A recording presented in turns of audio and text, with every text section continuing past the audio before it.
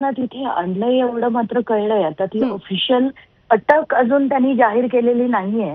आता त्यांनी येऊन सरेंडर केलं की पोलिसांनी जाऊन अटक केली याची अजून क्लॅरिटी नाहीये.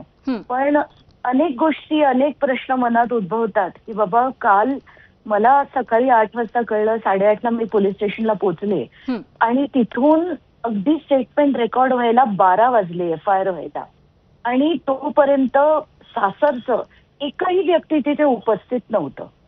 आणि तिथून आम्ही नायर हॉस्पिटलला गेलो, पोस्टमॉर्टमचे सगळे फॉर्मॅलिटीज पूर्ण केले. एवढंच नाही तर वडिलांना घेऊन मी डीनची देखील, कारण आम्ही एक निवेदन दिलं की हे सगळं व्हिडिओग्राफीमध्ये व्हावं. कारण पॉलिटिकल प्रेशरनी हे जे संपवण्याचा काल एक खूप मोठा प्रयत्न झाला होता.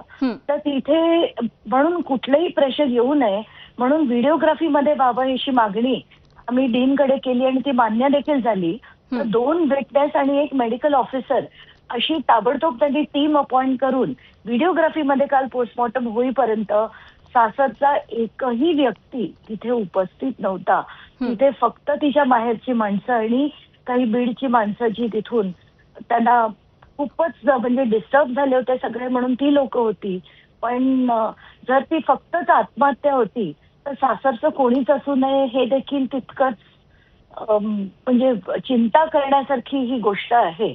आताच्या घटनेला अटक झाली आहे पण एकालाच झाली आहे. त्याचा जो भाऊ होता अजय आणि बहीण शीतल त्यांच्याबद्दल अजून काहीच कळलेलं नाही. हो, अगदी धन्यवाद अंजलीताई, तुम्ही आमच्याशी बातचीत केलीत, प्रतिक्रिया दिलीत याबद्दल धन्यवाद. आणि यानंतर पुढची एक मोठी बातमी पाहूयात. माओवाद्यांच्या स्पेशल झोनला कमिटीने